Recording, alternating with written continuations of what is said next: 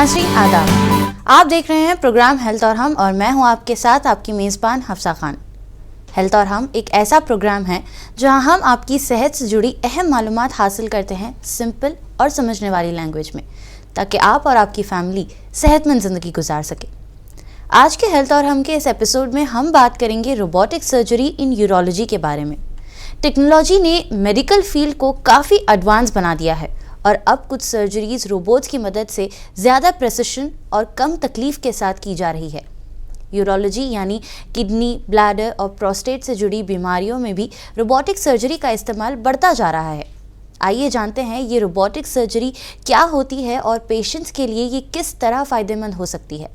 इस ज़रूरी मालूमात पर बात करने के लिए आज हमारे साथ स्टूडियो में मौजूद है किम्स सनशाइन हॉस्पिटल्स हैदराबाद के consultant urologist doctor Shri Harsha. Sir, बहुत बहुत इस्तकबाल है आपका हमारे शो में।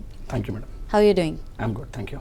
तो सबसे पहले अगर हम रोबोटिक एडवांटेजेस की बात करें फॉर यूरोलॉजिकल सर्जरीज, तो उनके एडवांटेजेस के बारे में हमें कुछ बताइए। सबसे पहले बात, माफ़ करना, गला बैठा हुआ मेरा जी। So I will try my best to make it clear. तो जैसे आपने पूछा मुझसे रोबोटिक सर्जरी का एडवांटेज क्या है, आपको एग्जांपल बताता हूँ। टाइपराइटर था पहले, जी, काम चल रहा था, कंप्यूटर की क्या ज़रूरत थी। अब कंप्यूटर में भी डेस्कटॉप, लैपटॉप, अब तो सारा काम हमारे फ़ोन से हो रहा है। But still we wanted something new, क्योंकि हमारा ज़िंदगी आसान हो रहा है, बहुत तेज़ी हो रहा है और कहीं रुकने की ज़रूरत नहीं पड़ रही है। सो सिमिलरली रोबोटिक सर्जरी एक ऐसी चीज़ है जहाँ पे पेशेंट का एडवांटेज नहीं, डॉक्टर का भी एडवांटेज है। आपको एग्जांपल देता हूँ मेडिकल के तौर पे, क्योंकि मैं यूरोलॉजिस्ट हूँ। यूरोलॉजी की बात करते हैं। किडनी का ट्यूमर मान लीजिए, पहले क्या होता था, किडनी में ट्यूमर है तो पूरा किडनी निकाल दिया जाता था। उसके बाद क्या हुआ, पार्शियल नेफ्रेक्टमी, माने सिर्फ किडनी से ट्यूमर निकाल के बाकी पूरा किडनी को बचा के रखने का सर्जरी आया। उसको हम ओपन तरीके से करते थे, जैसे बहुत बड़ा चीरा लगाना 15-20 सेंटीमीटर का, और चीरा लगाने के बाद किडनी का ट्यूमर निकालना, फिर कोई खून बह रहा है तो ब्लड लगाना। पेशेंट कम से कम 5 से 7 दिन हॉस्पिटल में रह रहा है, दवाइयों की ज़रूरत पड़ रही है, आईसीयू की स्टे ज़्यादा ज़रूरत पड़ रही है। उसके बाद पेशेंट घर जा रहा है, फिर कभी कभी किसी के टाँके पक जाते हैं, घाव पक जाता है। तो ये सब चलते चलते सर्जरी तो हो रहा है लेकिन रिकवरी लेट हो रहा है। पेशेंट का मॉर्बिडिटी जो कहते हैं हम, मतलब पोस्ट ऑप रिकवरी जो हो रहा है थोड़ा लेट बन रहा है। अब इसके बाद क्या हुआ, लैप्रोस्कोपी आ गया। लैप्रोस्कोपी में हम करते क्या है, 3-4 छेद लगा के यही ओपन सर्जरी को हम लैप्रोस्कोपी के ज़रिए करते हैं, जिससे रिकवरी ठीक होता है, लेकिन कुछ तो कॉम्प्लिकेशंस होते थे। अब आई बात रोबोटिक की।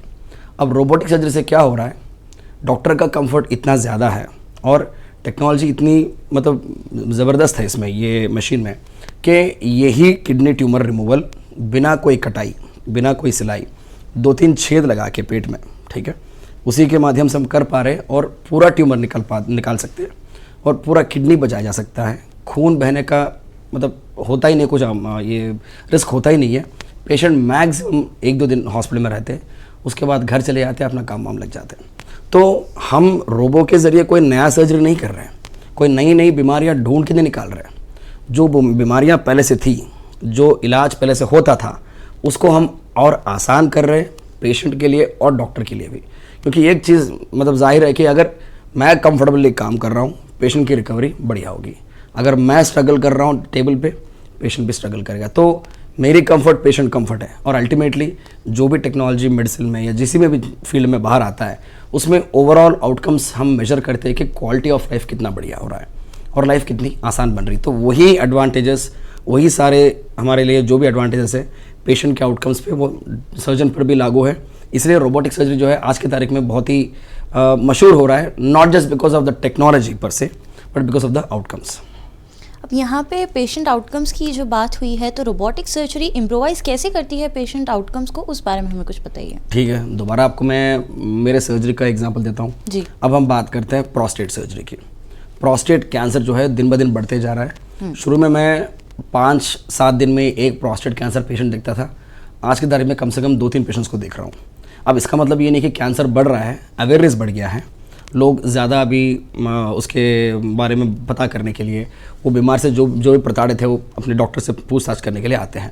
तो यही प्रोस्टेट कैंसर अगर सिर्फ प्रोस्टेट में रहता और पेशेंट को अगर सर्जरी की ज़रूरत पड़ गई, तो पुराने ज़माने में मतलब 15-20 साल पहले सिर्फ और सिर्फ ओपन सर्जरी इसका एक तरीका था। जैसे पेट के नीचे हिस्से में कम से कम 20 सेंटीमीटर का इंसिशन लगा के, और प्रोस्टेट को पूरा निकालना बहुत ही मुश्किल सर्जरी था, क्योंकि प्रोस्टेट ग्लैंड जिस जगह पर रहती है वो एक बहुत ही इंट्रिकेट जगह है, जैसे पेशाब की थैली और पेशाब की नली के बीच में एकदम दबी हुई रहती है, और ये ग्लैंड सिर्फ मर्दों में होता है।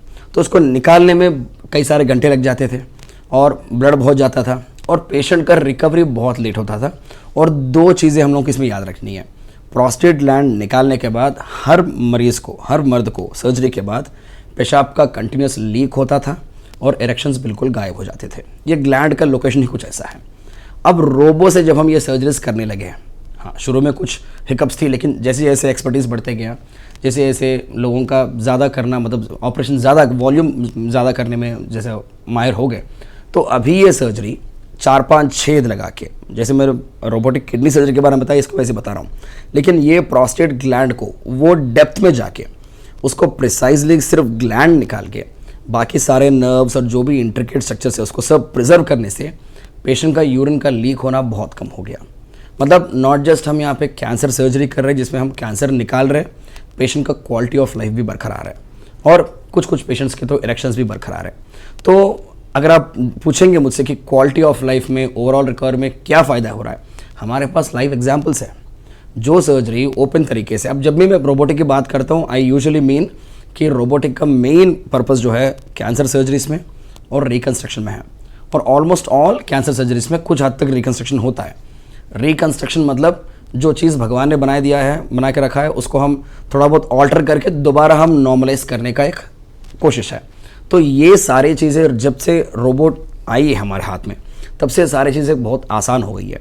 तो अल्टीमेटली पेशेंट का recovery in terms of both oncological outcomes and return to his work बहुत ज़्यादा इंपॉर्टेंट है, जो रोबो से हम हर दिन कर पा रहे हैं।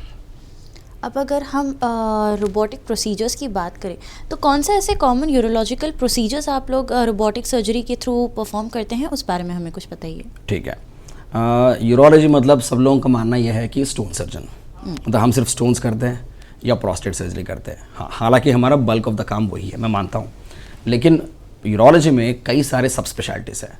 उसमें एक सब स्पेशलिटी है यूरो ऑन्कोलॉजी, जिसमें हम स्पेसिफिकली किडनी से लेकर नीचे पीनिस तक जो भी कैंसर्स आते हैं उन सब का भी इलाज करते हैं।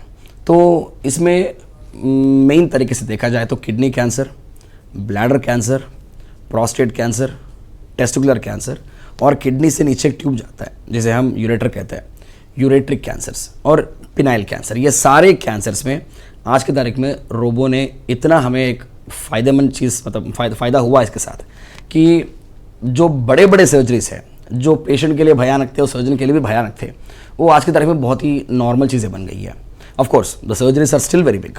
ये मैं ये नहीं कह रहा हूँ कि इसकी वजह से सर्जरी बहुत छोटा हो गया है, इसके वजह से कंफर्ट इतना हो गया और इसकी वजह से हमारे सर्जरी करने का तरीके इतने प्रिसाइज हो गए कि हम डेप्थ में उस हद तक पहुँच पा रहे जहाँ पे ओपन सर्जरी से भी पहुँचना बहुत मुश्किल था। ठीक है, तो ये सारे सर्जरीज हम कर सकते हैं। जैसे यूरो ऑन्कोलॉजी में जो भी कैंसर केसेस है, kidney, bladder, prostate, ureter, testis, penis, ये सारे सर्जरीज में हम रोबोट हर दिन इस्तेमाल करते हैं। इसके अलावा एक और चीज़ है जिसको हम कहते हैं रिकन्स्ट्रक्शन। रिकन्स्ट्रक्शन मतलब जो चीज़ नॉर्मली होनी चाहिए, थोड़ा सा बिगड़ गई है, उसे हम दोबारा नॉर्मलाइज करने की कोशिश। ये रिकन्स्ट्रक्शन हम कैंसर में भी करते हैं, नॉन कैंसर में भी करते हैं। अब एग्जाम्पल लेते हैं एक कंडीशन का जिसको हम कहते हैं PUJ ऑब्स्ट्रक्शन। मतलब किडनी से एक ट्यूब आता है नीचे, दोनों किडनी से एक एक ट्यूब आती है, तो उस ट्यूब हम कहते हैं यूरेटर। तो किडनी और यूरेटर का जो जंक्शन होता है वो एकदम स्मूथ होना चाहिए, फनल्ड होना चाहिए, ताकि जो भी पेशाब किडनी में बनता है वो जंक्शन के ज़रिए ट्यूब में आके थैली में बाहर आ जाता है।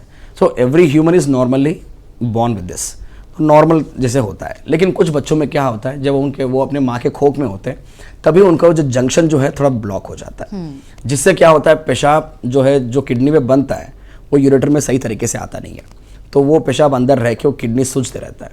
सूज के क्या होता है, किडनी का फंक्शन खराब होता है और अल्टीमेटली किडनी पूरा बंद भी हो सकता है, मतलब किडनी नॉन फंक्शनल भी बन सकता है। और किसी पेशेंट्स में जो हमारे पास 20-30 साल की उम्र में आते हैं, जिनको कभी पता ही नहीं था कि उनके बॉडी में प्रॉब्लम है, वो हमारे पास सडनली वो पूरा किडनी में पस बना के आते हैं, और किसी में तो उसमें स्टोन्स बन जाते हैं और कभी कभी लाइफ थ्रेटनिंग कंडीशन भी हो जाती है। तो ऐसे कंडीशन में अगर जल्द से जल्द अगर पेशेंट का हमें सिम्टम्स पता पड़े और डायग्नोसिस हो जाए, तो ये जो ब्लॉक है उसको हम रोबो से ठीक करके दोबारा वो किडनी से आउटफ्लो जो है यूरिन का हम ठीक कर सकते हैं। वो एक एग्जाम्पल है। दूसरा एग्जाम्पल आपको बताता हूँ, बच्चों में यूजुअली क्या होता है, मतलब हर किसी में पेशाब जो है यूरेटर से ब्लैडर में आकर ब्लैडर से बाहर चला जाना चाहिए। किसी किसी बच्चों में क्या होता है, पेशाब बाहर जाता तो है लेकिन ऊपर भी रिफ्लक्स होता है। वो एक रिफ्लेक्स मैकेनिज्म थोड़ा ख़राब होने से होता है। तो ये सर्जरी को भी एंटी रिफ्लेक्स सर्जरी बोलते हैं।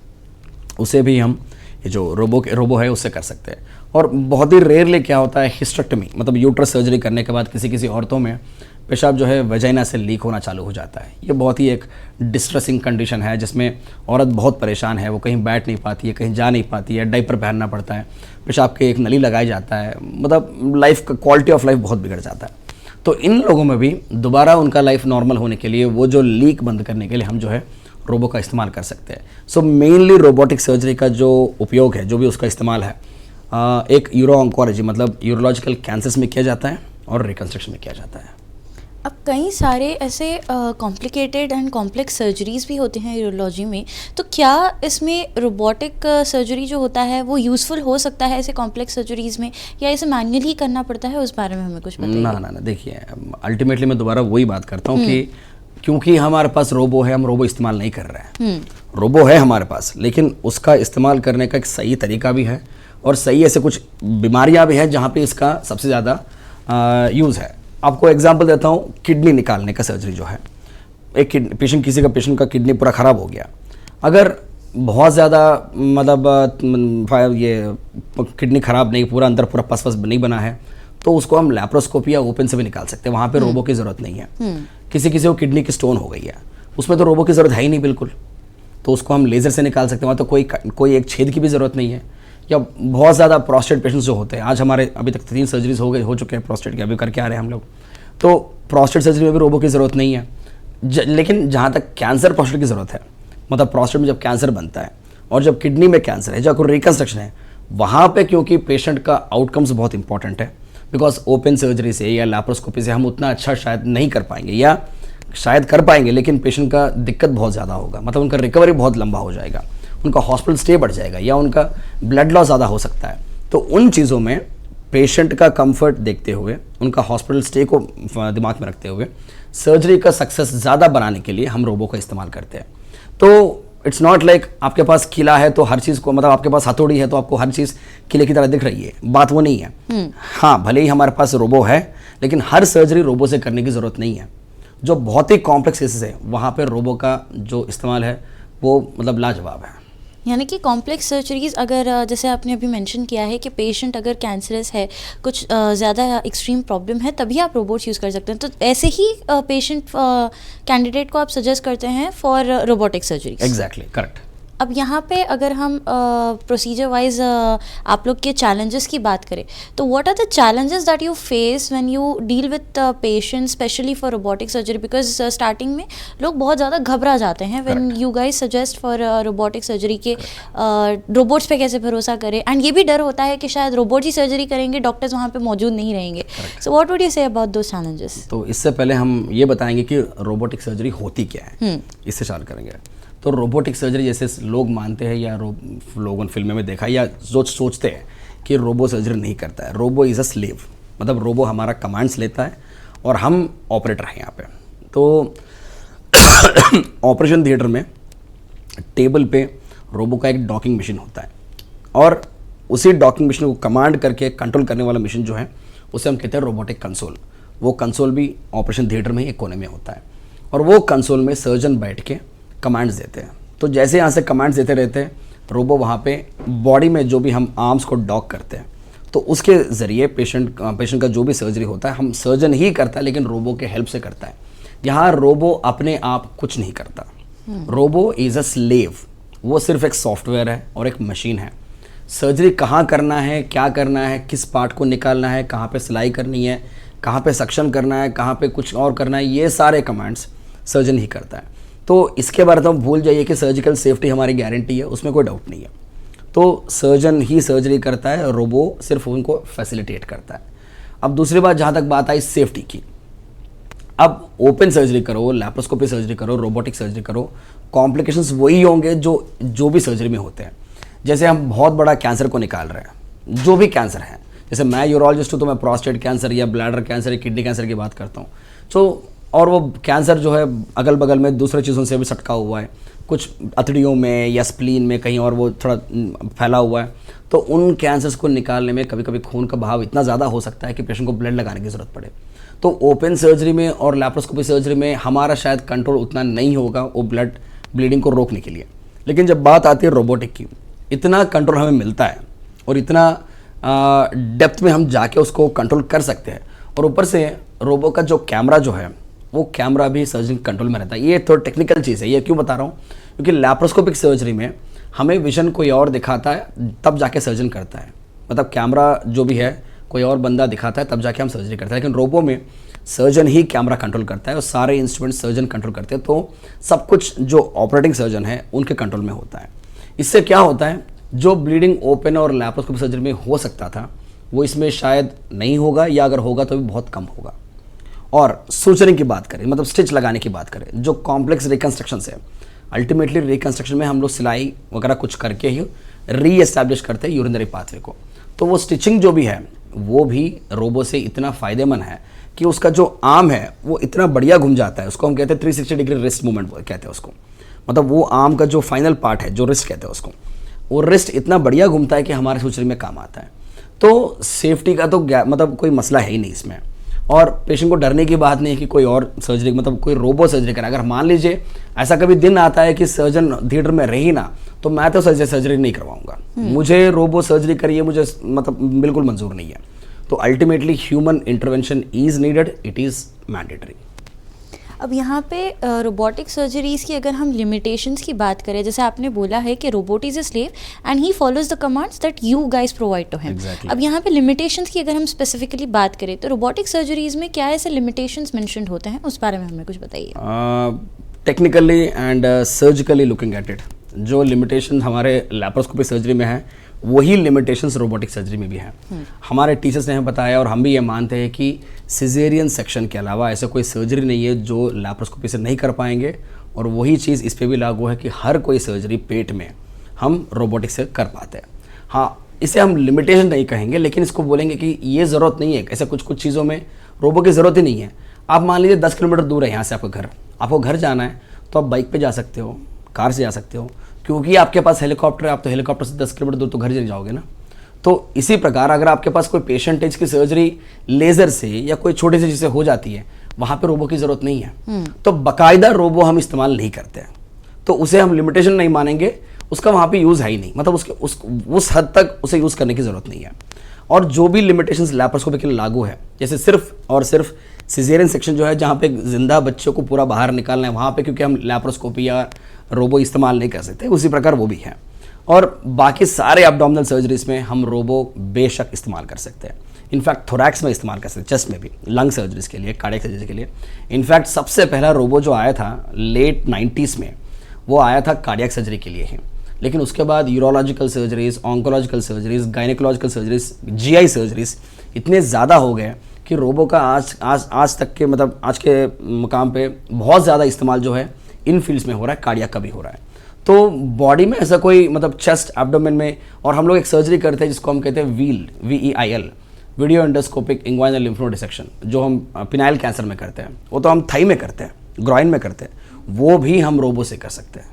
तो देखा जाए, except for the cost which is definitely higher than the open surgery और लैप्रोस्कोपी सर्जरी, उसके अलावा कोई लिमिटेशन टेक्निकल या क्लिनिकल तौर पे नहीं है जो रोबो को हमारे इस्तेमाल करने से रोक सके। अब अगर हम पोस्ट ऑपरेटिव इंस्ट्रक्शंस की बात करें फॉर पेशेंट्स रिकवरी, तो क्या आप लोग सजेशंस देते हैं, इंस्ट्रक्शंस देते हैं पेशेंट को to get recover soon from the operation that they have gone through? अब इसके बारे में हमें रोबो के बारे में बात करने की ज़रूरत ही नहीं है, क्योंकि post op instructions depend on the surgery we have performed. मतलब जो हम सर्जरी किए हैं उस पर डिपेंड करता है, ताकि लैप्रोस्कोपी या रोबो उस पर डिपेंड नहीं करता है। जो भी पेशेंट है, अगर हमने पता नहीं, हमने मतलब ये फ़र्क नहीं पड़ता कितना बड़ा सर्जरी किया है, हमारे पास एक प्रोटोकॉल होता है ERAS, enhanced recovery after surgery. ये एक गाइडलाइंस है। इसके हिसाब से हमारे इंस्ट्रक्शंस और पेशेंट के लिए सजेशंस बहुत सिंपल है। एनहांस्ड रिकवरी का मतलब क्या, मतलब रिकवरी बहुत जल्दी होने के लिए क्या क्या करना चाहिए। अर्ली टू राइज, मतलब जल्दी फटाफट सर्जरी हो गया 6-7 घंटे के बाद पेशेंट को बिठाना है। फिजियोथेरेपी कराना है तो चेस्ट फिजियोथेरेपी कराना है और स्पायरोमेट्री कराना है, जल्दी मोबिलाइज कराना है और ओरली जल्द से जल्द खाना पीना चालू कराना है। अब इसका मतलब ये नहीं कि हम हड़बड़ी करके पेशेंट को फटाफट खाना पीना दे दें। उनके सर्जरी के हिसाब से कितना स्मूथली हुआ है सर्जरी, उसके हिसाब से हम लोग पेशेंट्स को पानी पिलाना, थोड़ा सॉफ्ट डाइट देना, जल्दी डाइट देना और एम्बुलेट कराना, वो सब करते हैं और आईसीयू में स्टे मिनिमम रखते हैं। ये सब करने के बाद यूजुअली अगर पेशेंट का सर्जरी सही हो गया, चाहे जितना भी बड़ा सर्जरी हो, यूजुअली 2-3 दिन में सब लोग घर चले जाते हैं। हमारा प्रोस्टेट कैंसर, ब्लैडर के ये किडनी कैंसर पेशेंट्स तो आज सर्जरी हो गया तो कल शाम तक या परसों सुबह तक घर चले गए, चाहे जितना भी बड़ा कैंसर हो। हाँ, ब्लैडर कैंसर सर्जरी पेशेंट्स 5 से 7 दिन रहते हैं और ट्रांसप्लांट के पेशेंट्स 5 से 7 दिन रहते हैं, लेकिन यूजुअली बड़े बड़े कैंसर पेशेंट सारे चले जाते हैं। उसके बाद हम लोग को यही कहते हैं कि खाने पीने में कोई पाबंदी नहीं है। Yes of course, if the patient already उनके किडनीज खराब है, मतलब किडनी सीकेडी स्टेज में है, स्टेज 3, स्टेज 4 स्टेज में है, या अनकंट्रोल्ड डायबिटिक है या हाइपरटेंसिव है, उनमें जो डाइटरी रिस्ट्रिक्शंस उनके बीमारियों के लागू है बस वही बताते हैं, लेकिन सर्जिकल पॉइंट ऑफ व्यू से हम कुछ बताते नहीं कि ये खाना है, ये नहीं खाना है। और नहाना है, हाइजीन मेंटेन करना है, अच्छा हवा चाहिए, अच्छा घर का खाना चाहिए और जितना वो अपने आप को मोबिलाइज करके रखेंगे उतना सही रहेगा। और मिनिमम मेडिकेशंस, ऐसा नहीं है कि पेशेंट का कोई कैंसर सर्जरी हो गया इसका मतलब ये नहीं कि पेशेंट 2-3 महीने तक टैबलेट्स ले रहा है या एंटीबायोटिक ले रहा है, एंटासिड्स ले रहा है, पेन किलर्स ले रहा है, इसकी ज़रूरत नहीं है। हम पेशेंट्स को यही कहते हैं कि आपकी बीमारी का जो इलाज है सही तरीके से हो गया, आप घर भी जा रहे हो तो 5 से 7 दिन का मेडिकेशंस काफ़ी है। कुछ मेडिकेशंस हम प्रोस्टेट के लिए, ब्लैडर के लिए 1-2 महीने तक दे सकते हैं, उसकी ज़रूरत पड़ती है, लेकिन मैक्सिमम टू मैक्सिमम मेडिकेशंस को कम कर देते हैं। तो अर्ली रिकवरी के लिए हमें क्या चाहिए? सबसे पहले अच्छा सा खाना, जल्दी खाना, मोबिलाइजेशन मतलब पेशेंट को एम्बुलेशन होना चाहिए, चेस्ट फिजियोथेरेपी कराना चाहिए और लीस्ट नंबर ऑफ मेडिकेशंस पे जल्दी घर भेजना चाहिए। और घर जाने के बाद भी हम यही इंस्ट्रक्शन बताते हैं कि साफ़ सफाई रखना है और अच्छा खाना खाना है।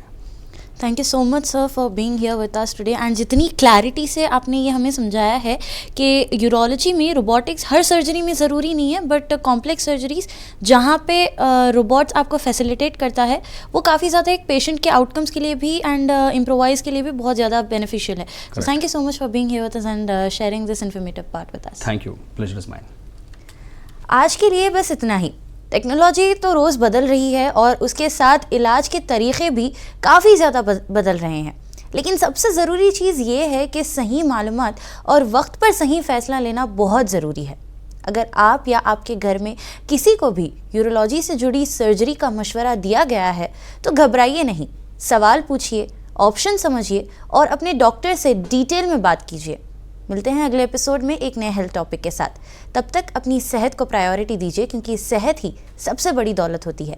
मुझे दीजिए इजाज़त और आप बने रहें मुंसिफ टीवी के साथ।